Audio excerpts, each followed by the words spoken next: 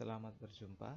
Baiklah, saat ini kita akan mempelajari tentang asam amino, peptida, dan protein untuk mata kuliah kimia organik. Sebagai pendahuluan, protein adalah polimer alami yang terdiri atas sejumlah unit asam amino yang berikatan satu dengan yang lainnya. Peptida adalah oligomer dari asam amino yang memainkan peran penting dalam banyak proses biologi. Sebagai contoh, peptida hormon insulin, bradikinin, mengatur gula darah, dan oksitosin meregulasi kontraksi uterus dan laktasi. Protein terbagi atas dua kelompok, yaitu protein sederhana dan protein kompleks. Untuk protein sederhana, merupakan protein yang hanya mengandung asam amino saja. Ada 3 macam asam amino dari protein sederhana, yaitu pertama, asam amino esensial, asam amino non-esensial, dan asam amino semi-esensial. Mari kita bahas satu persatu. Yang pertama, asam amino esensial. Apa itu asam amino esensial? Asam amino esensial adalah asam amino yang harus diperoleh oleh tubuh dari makanan sehari-hari. Hal ini dikarenakan tubuh tidak dapat mensintesis asam amino tersebut. Apa saja asam amino esensial? Asam amino esensial terdiri atas arginin, histidin, isoleusin, leusin, lisin, metionin, fenilalanin, treonin, triptofan, dan valin. Selanjutnya, asam amino non-esensial. Apa itu asam amino non-esensial? Asam amino non-esensial ialah asam amino yang diperlukan tubuh dan dapat disintesis oleh tubuh dalam jumlah cukup untuk memenuhi kebutuhan tubuh terhadap asam amino tersebut. Apa saja yang tergolong asam amino non-esensial? Asam amino non-esensial ialah sebagai berikut: alanin, asparagin, aspartat, sistein, glutamat, glutamin, glisin, prolin, serin, tirosin, hidroksifluorin, dan yang terakhir hidroksilisin. Selain kedua jenis asam amino yang telah dijelaskan lebih awal, ada juga jenis asam amino yang lain, yaitu asam amino semi-esensial. Apa itu asam amino semi-esensial? Asam amino semi-esensial ialah asam amino yang dapat disintesa tubuh, tetapi kecepatan sintesa tidak mencukupi untuk mendukung tumbuh kembang anak, yang termasuk asam amino semi-esensial ialah arginin dan histidin.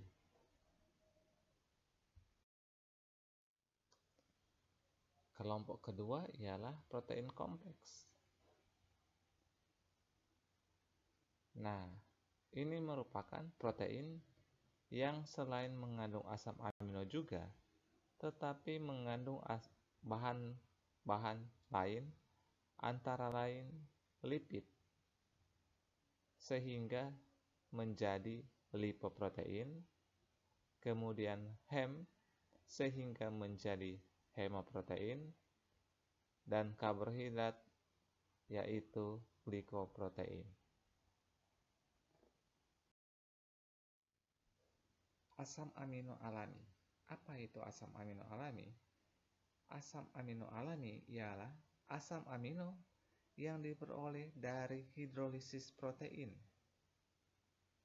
Hasil hidrolisis protein ialah asam amino alfa, yaitu asam amino yang mana gugus R-nya berada pada atom C di sebelah gugus hidroksil. Dari gambar di sebelah, kita bisa melihat struktur dari asam amino. Asam amino memiliki 4 gugus yang berbeda, diikat oleh satu atom C, chiral. Gugus apa saja? Yang pertama, yang sebelah kanan ialah gugus karboksilat. Kemudian yang R ialah gugus alkil. Kemudian yang kiri gugus amin. Dan yang di atas ialah substituen hidrogen.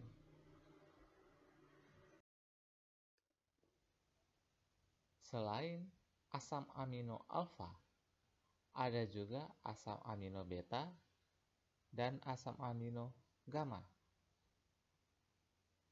Untuk asam amino beta, asam amino ini memiliki gugus R pada atom C karbon beta. Sedangkan asam amino gamma, dia memiliki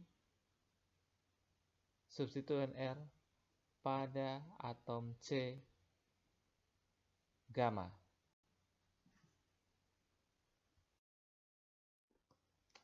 Selanjutnya, sifat asam basa dari asam amino. Asam amino dengan satu gugus amino dan satu gugus karboksil digambarkan sebagai struktur dipolar atau dua kutub yang dikenal dengan nama Sweeter ion. Oleh karena itu, asam amino bersifat amfoterik atau berperilaku asam, sehingga dia dapat mendonorkan proton pada basa kuat. Dan yang kedua, dapat berperilaku basa sehingga dapat menerima proton dari asam kuat.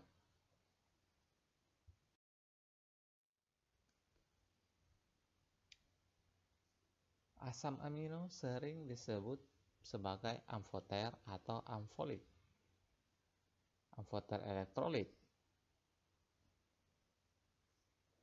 Ion amonium NH3+ berfungsi sebagai asam dan ion karboksilat COO- berfungsi sebagai basa.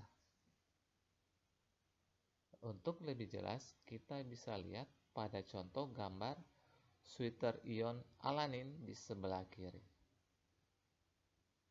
di mana Sweeter ion alanin memiliki dua muatan, positif pada gugus amonium dan negatif pada gugus ion karboksilat.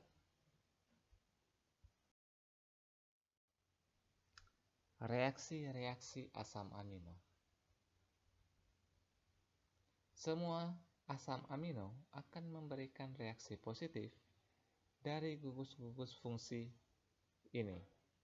Sebagai contoh, gugus amino dapat diasetilisasi dan gugus karboksilat dapat diesterkan.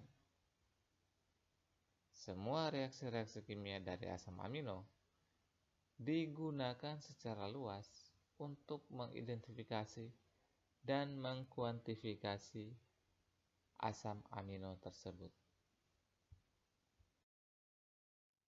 Reaksi asam amino. Reaksi khas asam amino disebabkan oleh adanya gugus alfa karboksil, alfa amino, dan gugus yang terdapat pada rantai samping atau gugus R, gugus alkil. Senyawa amida, ester, dan asil halida dapat terbentuk dari asam amino ini. Selanjutnya reaksi ninhidrat. Reaksi ini digunakan pada penentuan kuantitatif asam amino. Caranya, dengan memanaskan campuran asam amino dan ninhidrin, maka akan terjadi larutan berwarna biru yang intensitasnya dapat ditentukan dengan cara spektrofotometri. Semua asam amino dan peptida yang mengandung gugus alfa amino bebas akan memberikan reaksi ninhidrin yang positif. Prolin dan hidroksiprolin yang gugus asam aminonya tersubstitusi akan memberikan hasil reaksi lain yang berwarna kuning. Reaksi Sanger. Reaksi Sanger ialah reaksi antara gugus alfa amino dengan L-fluoro-2,4-dinitrobenzena atau FDNB. Pada suasana basa lemah, FDNB bereaksi dengan alfa asam amino sehingga membentuk derivat 2,4 dinitrofetil atau disebut DNP asam amino. Reaksi ini digunakan pada penentuan asam amino N ujung suatu rantai polipeptida. FNB juga bereaksi dengan gugus alfa amino dan derivat gugus alfa amino yang terjadi diidentifikasi dengan cara kromatografi. Reaksi Dansil klorida. Reaksi ini merupakan reaksi antara gugus asam amino dengan L-dimetilamino, naftalena 5-sulfonyl klorida atau biasa disebut dansil klorida. Karena gugus dansil mempunyai sifat fluoresensi yang sangat tinggi, maka derivat dansil asam amino dapat ditentukan dengan cara fluorometri. Selanjutnya reaksi Edman. Reaksi Edman ialah reaksi antara alfa asam amino dengan fenyl isothiocyanat yang akan menghasilkan derivat asam amino feniltiokarbamil. Pada suasana asam dalam pelarut nitrometana, yang terakhir ini akan mengalami siklisasi membentuk senyawa lingkar feniltiohidantoin.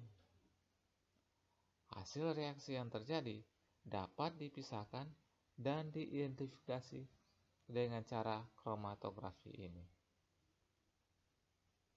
Reaksi Edman ini digunakan untuk penentuan asam amino N ujung suatu reaksi rantai polipeptida. Reaksi basa-Schiff. Reaksi basa-Schiff merupakan reaksi reversibel antar gugus alfa amino dengan gugus aldehid. Basa-Schiff biasanya terjadi sebagai senyawa antara dalam reaksi enzim antara alfa asam amino dan substrat.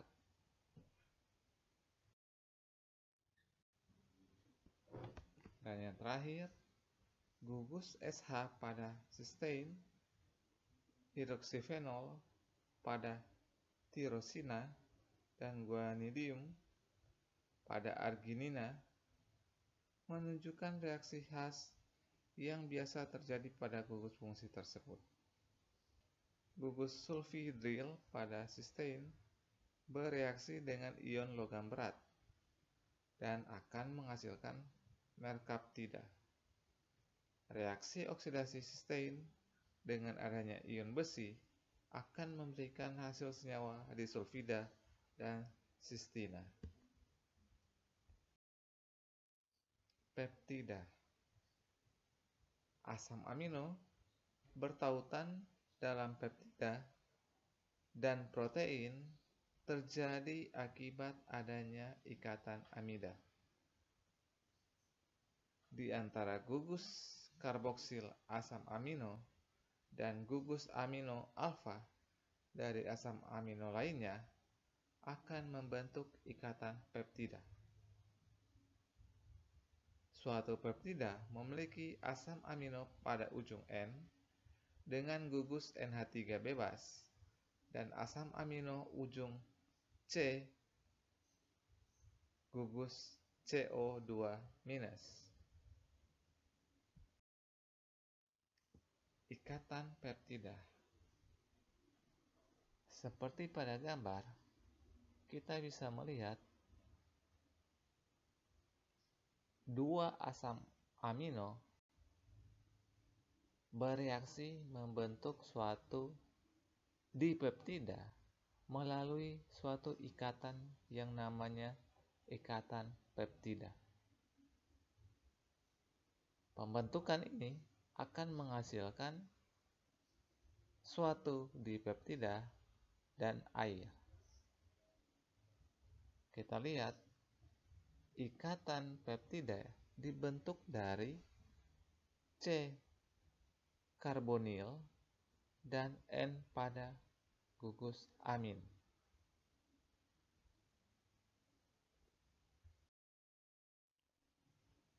Selanjutnya, ikatan disulfida. Ikatan disulfida terbentuk antara dua residu yang saling berhubungan. Ikatan ini relatif stabil dan resisten terhadap penyebab denaturasi protein. Ada beberapa senyawa yang mampu memecah ikatan disulfida sistein, antara lain asam performat yang merupakan oksidator pada ikatan S dan S, akan menghasilkan dua asam sisteik, sedangkan beta merkaptoetanol yang merupakan reduktor pada ikatan S dan S akan menghasilkan dua sistein.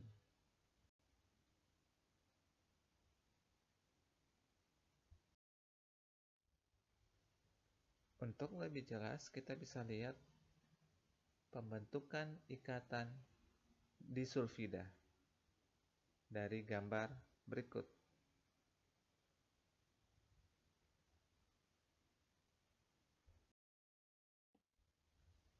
Protein. Protein merupakan biopolimer yang terdiri atas banyak asam amino yang berhubungan satu dengan yang lain melalui ikatan amida.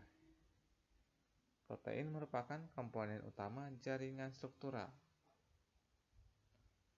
Struktur protein terdiri dari struktur primer, sekunder, tersier, dan kuartener. Pertama, struktur primer. Struktur ini dibentuk antara ikatan peptida masing-masing asam amino dan asam amino yang terbentuk dari ikatan C tunggal C dan N.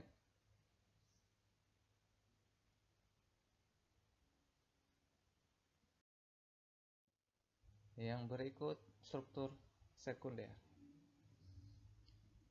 Struktur sekunder ini dibentuk oleh ikatan hidrogen.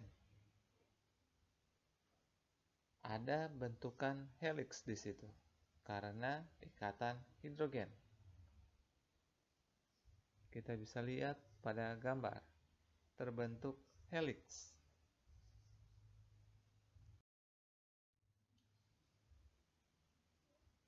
Berikut kita bisa juga melihat struktur sekunder yang paralel maupun antiparalel.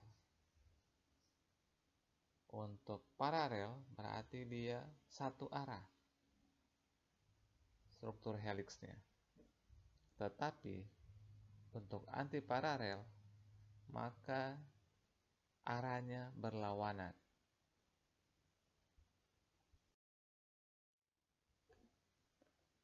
Struktur tersier merupakan struktur helix yang lebih lengkap. Protein ada protein serat maupun protein globuler.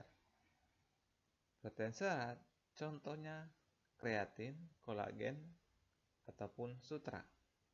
Sedangkan protein globuler contohnya enzim, hormon, protein pengangkut, maupun mioglobin. Gambar struktur tersier protein kita bisa lihat pada gambar di sebelah kanan.